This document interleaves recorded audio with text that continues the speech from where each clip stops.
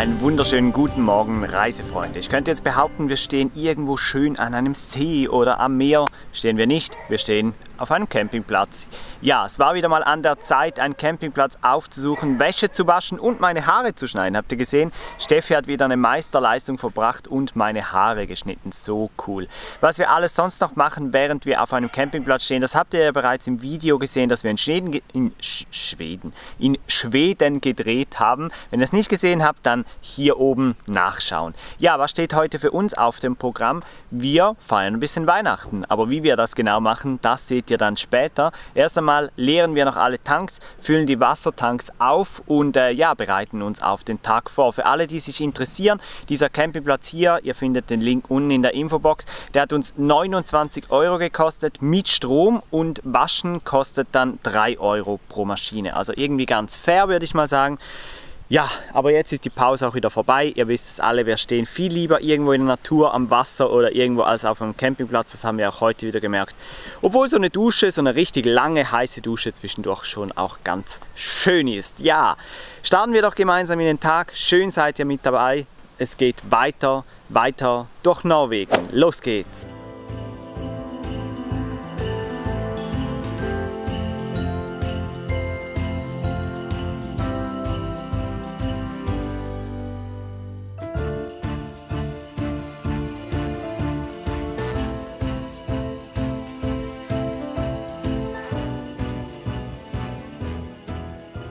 Übrigens müssen wir leider sagen, dass die ganze Wasserversorgung und Entsorgung in Finnland gar nicht mehr mal so angenehm ist wie noch in Norwegen.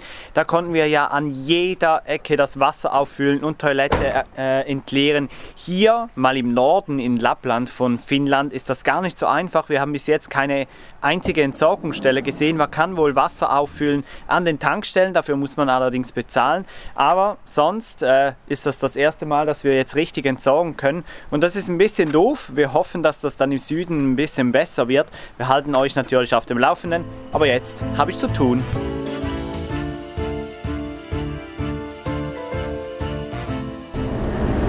Und da war es wieder, das erste Rentier des heutigen Tages. Sie begleiten uns immer noch auf unserem Weg. Gestern hatten wir allerdings ein tragisches Ereignis gesehen. Wir haben das erste Mal gesehen, wie jemand ein Rentier überfahren hat. Ein junges Tier, leider. Aber es ist schon krass, wie zerstört dann auch das Fahrzeug war. Es war ein Wohnmobil und es war wirklich richtig zerstört. Die Beifahrerin, die stand regelrecht unter Schock. Was aber schön zu sehen war, dass nur wenige Minuten nach dem Unfall eigentlich schon die Feuerwehr da war. Später auch der Krankenwagen kam. Also das Ganze ging sehr, sehr schnell vonstatten. Aber man muss schon sehr die Augen offen halten, was die Rentiere angeht.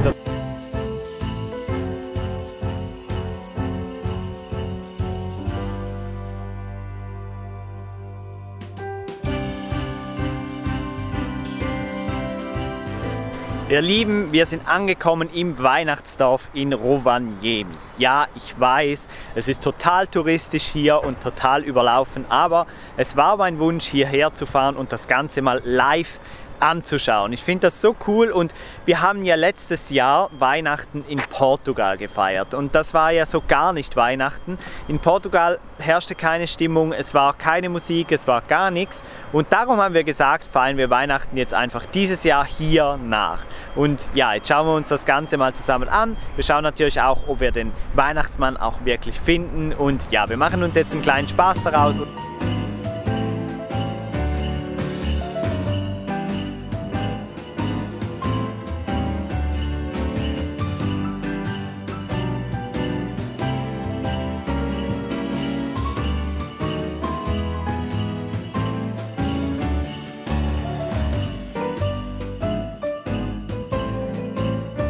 So, und das war jetzt die Ria an ihrem Handstand-Freitag. Das ist ja so eine kleine Tradition geworden, oder? Ja, mache ich immer. Poste ich bei Instagram und bei Facebook. Genau, sie macht auch einen super coolen Reiseblog, Ria on Tour. Könnt ihr mal vorbeischauen, findet ihr unten in der Infobox. Und wir haben jetzt hier uns spontan getroffen. Wir wussten wohl, dass wir beide in der gleichen Region sind. War nicht das erste Mal. Was zieht dich hier hoch? Die Jungs, ich bin mit 2 Freunden hier unterwegs und die haben letztes Jahr gefragt, ob ich mit nach Lappland komme. Und wie gefällt's? Gut. Also wir waren kurz auf den Lofoten und jetzt sind wir hier, ganz entspannt. Super. Gut, schaut ihr alle mal vorbei. Gibt es jeden Freitag ein Handstandfoto. Foto, genau.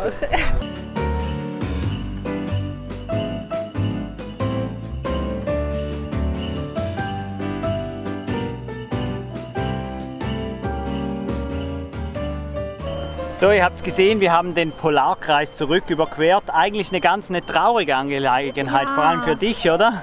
Ja, jetzt wird es dann bald irgendwann wieder dunkel. Dann so viel mehr vom Leben, so viel mehr Zeit und Energie und ja. Man wird nicht müde. Das Problem ist dann halt der Winter, weil eigentlich haben wir uns ja schon überlegt, hier hochzuziehen. Aber im Winter ist es dann halt einfach dunkel und dann hast du genau das Gegenteil. Also der Sommer ist richtig schön. Rovaniemi, Weihnachtsdorf, total ausgestorben. Die Musik, die überschlägt in den Boxen, also Stimmung. Ich habe ja vorhin gesagt in Portugal, dass wir hier die Stimmung nachholen wollen. Es gibt aber noch so eine Ausstellung, wo Weihnachten von den verschiedenen Ländern Also wir gehen jetzt noch ein bisschen durch diese Häuser hier und schauen uns das Ganze mal an, ob wir was finden.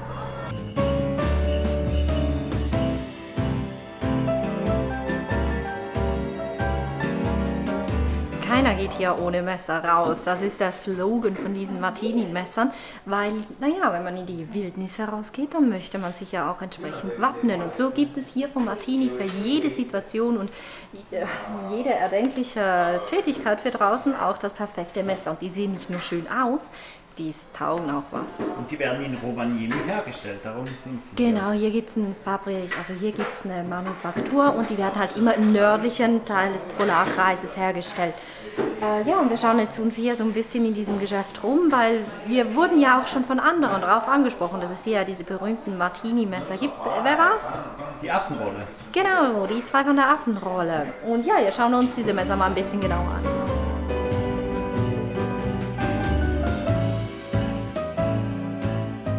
Wir sind jetzt im Post Office, im Santa Post Office und hier gibt es nicht nur die täglich geleerte Postbox, sondern auch eine Postbox, die wird erst kurz vor Weihnachten versandt. Alle Briefe und Karten, die man also hier einwirft, ja, die werden erst zu Weihnachten versandt. Und das ist ja mal cool, weil es gibt dann natürlich einen Sonderstempel und wenn man dann Post kriegt zu Weihnachten, ja, dann kommt die wirklich von Rovaniemi, von hier, wo der Weihnachtsmann zu Hause ist. Das ist cool. Diese spezielle Möglichkeit lassen wir uns natürlich auch nicht entgehen, haben uns ein paar Karten besorgt und da werden die jetzt in die rote Box hineinschmeißen. Und hier sehe ich gerade noch, dass der Weihnachtsmann rund 18 Millionen Briefe jedes Jahr erhält. Das sind etwa 32.000 Briefe im Tag. Der arme Pöstler, der Postbeamte, das tut mir ein bisschen leid. Top 7 Länder. Von China erhält er am meisten, dann aus Polen, dann Italien, dann Großbritannien, Japan, aus Finnland, dass sie den nicht vorbeibringen. Von Russland ist der Platz Nummer 7. Ja, jetzt schreiben wir mal mit Karten. Ja.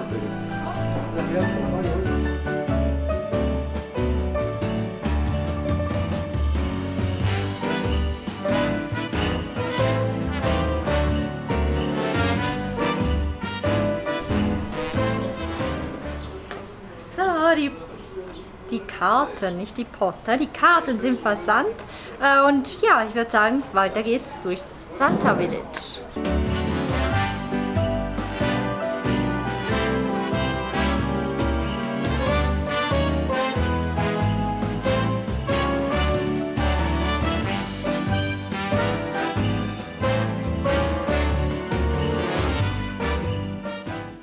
Wir hören ihn sprechen, er sitzt dort hinten und ihr könnt euch natürlich vorstellen, das ist ein absolutes Foto- und Filmverbot.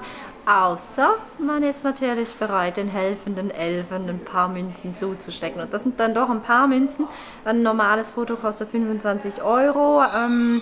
Gibt es aber in ganz verschiedenen Ausführungen auf Memory Stick, in Kleinformat, in Großformat und so weiter und so fort. Es gibt auch eine Urkunde und wenn man filmen will, das haben wir ja von den Live Travelers gelernt, dann muss man richtig gehend betteln und weil wir, oder besser gesagt, weil sie für uns schon gebettelt haben, falls ihr den Weihnachtsmann persönlich im Video sehen wollt, dann schaut doch hier oben bei den Live Travelers nach.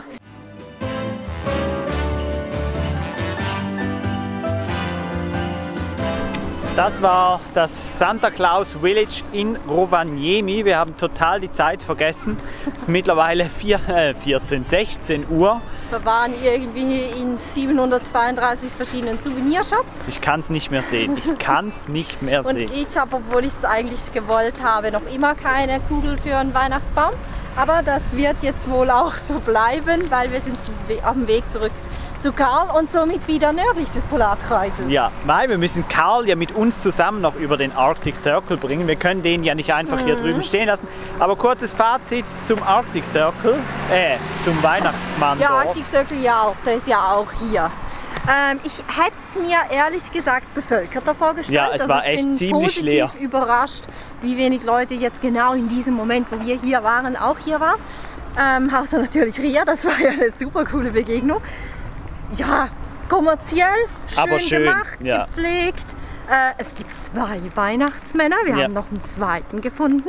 Das finde ich sehr speziell, weil es Aber es gibt ist doch nur wirklich einen cool, es Weihnachtsmann. ist schön gemacht. Ich denke, im Winter ist es noch ein bisschen schöner. Ja, und So. man kann ja auch kostenlos zum Weihnachtsmann, dann hat man es einfach nur hier drin als Erinnerung. Und deshalb finde ich schon, also ich glaube, außer dem Rentierpark kostet nichts Eintritt, außer eben, man möchte auch noch ein Foto mitnehmen vom Weihnachtsmann. Und das finde ich fair, sehr fair. Man kann also selber entscheiden, wo man bezahlen will, aber kann trotzdem Ich sehr glaube, viel man muss erleben. das einfach mal gesehen haben. Das ist einfach irgendwie cool. Und es liegt ja auch total am Weg, hier gibt es ja eh nur eine Straße. Das stimmt. Also wir essen jetzt zum Mittag und fahren dann weiter. Vielleicht noch bis ans Meer, das wäre schön. Ja, irgendwie so sieht der Plan aus. Oder noch an die russische Grenze. Könnte auch passieren. Genau, da müssen wir jetzt mal schnell über die Bücher. Russische Grenze oder Meer, das ist natürlich eine sehr schwierige Ja. Entscheidung. Ihr werdet es erfahren. So, die Entscheidung ist gefallen. Ja, wir haben eine Planänderung mal wieder gemacht. Ja, wir haben heute Mittag darüber diskutiert, oder Mittag, es ist ja mittlerweile schon 5 Uhr abends, bei einem leckeren Essen und einem Ganzes Blaubeerkuchen. Mittagessen lang, genau, mit speziellem Dessert. Wir fahren nämlich nicht weiter in den Süden. Wir haben uns umentschieden. Wir fahren nach Russland. Oder zumindest an die Grenze. Ja, ihr kennt uns alle. Wir machen am liebsten so Planänderungen und das machen wir auch heute. Wir zeigen es euch kurz auf der Karte, was momentan Sache ist. Wir haben auch von euch, glaube ich, den Tipp bekommen, wir sollen noch in die Taiga fahren, in den russischen Wald, an der finnisch-russischen Grenze. Und genau da fahren wir jetzt hin. Und? Gehen wandern, und zwar auf einer ganz speziellen Route. Die nennt sich der Bärentrail. Oder Trail. Ja. Der Aber ich Weg- würde mal sagen, wir machen uns auf den Weg. Wir haben Ja. gut 2,5 Stunden noch zu fahren. Wird wahrscheinlich nicht allzu spannend, darum würde ich sagen, Etwas möchte ich noch schnell sagen. ja. Wir überqueren den Arctic Circle noch nicht. Ja, wir bleiben im Norden. haben ihn jetzt zu Fuß Ja, überquert, aber das reicht jetzt auch vorläufig mal. ja, wir bleiben oben. Es bleibt noch hell. Also. Und wir sind angekommen, allerdings noch nicht im Nationalpark, wo wir eigentlich hin wollten, sondern an einem gemütlichen Schlafplatz am See. Gut, so gemütlich ist er eigentlich nicht. Wir stehen direkt an der Straße, aber wir sind beide ziemlich müde und darum haben wir uns entschieden, schon hier anzuhalten. Der Ausblick ist allerdings nicht schlecht. Wir stehen hier wirklich direkt an einem See. Ich zeige euch das nachher noch. Vielleicht wage ich auch noch einen kleinen Flug mit dem Bienchen. Mal Steffi fragen, ob ich vielleicht wieder fliegen darf. Als allererstes aber, ihr kennt es, werfe ich jetzt die Angel aus. Mal schauen, vielleicht gibt es ja heute einen Fisch zum Abendessen. Ich bin gespannt, sieht hier wirklich gut aus zum Fischen, so viel ich das jetzt als Laie beurteilen kann. Ja, jetzt genieße ich hier ein bisschen die Ruhe am See für mich und werfe die Angel aus und mal schauen, ob ich etwas fange. Später zeige ich euch noch den Platz und wir sehen uns.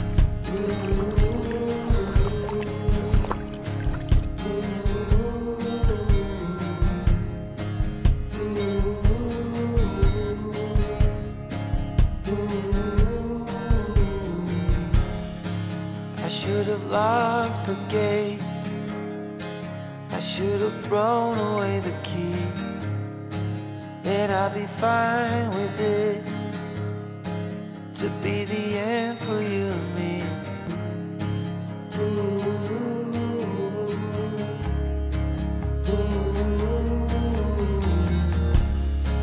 Now you pour out of me, 'cause I've been under your spell. I flush it out to sea, and hope someday I can repel.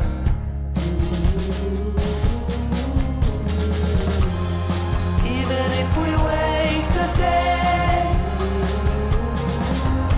hoffe, ich bin scharf oder mindestens im Fokus. Ich sehe es leider nicht vor lauter Sonne. Auf jeden Fall gibt es Tage, an denen wechseln auch mir manchmal noch den Stellplatz. Das haben wir heute so gemacht, weil der letzte Stellplatz, der war wirklich nicht richtig kuschelig. Direkt an der Straße und jetzt haben wir so ein richtiges Idyll gefunden. Wir sind kurz vor der russischen Grenze und stehen jetzt hier an einem wunderschönen See. Steffi wird gleich noch einen Flug machen, um euch das Ganze noch von oben zu zeigen. Aber ihr seht es sicher schon jetzt ein bisschen im Hintergrund. Mega, also die Sonne scheint gerade ein bisschen fest. Ja, auf jeden Fall wirklich mega schön. Wie gesagt, Steffi unternimmt jetzt noch einen letzten Flug, um euch das Ganze von oben zu zeigen. Danach werden wir definitiv noch ein bisschen arbeiten müssen. Newsletter und so weiter steht an. Ich habe es euch gesagt, aber eine kleine Aufgabe, die habt ihr heute noch. Unbedingt alle in die Kommentare schreiben. Hört ihr Podcasts? Hört ihr euch selber Podcasts an, vielleicht auch welche ihr euch anhört und ja, vielleicht schreibt doch auch mal, ob euch einer von uns interessieren würde. Das würde uns wirklich wundernehmen. Schreibt es alle unten in die Kommentare, Podcast, ja oder nein, hört ihr Podcasts, das würde uns interessieren. Aber ich würde sagen, das war's für heute. Die letzten Bilder, die gibt es dann aus der Luft. Wenn euch der Tag gefallen hat mit dem Weihnachtsdorf und so weiter, das war ja wirklich cool, dann gebt uns gerne einen Daumen nach oben und abonniert den Kanal, wenn ihr das noch nicht getan habt. Wir sehen uns beim nächsten Video wieder, das dann genau hier startet. Dann geht es in diesen wundervollen Nationalpark in die Taiga. Ich hoffe, ihr seid alle gespannt. Bis zum nächsten Mal und tschüss.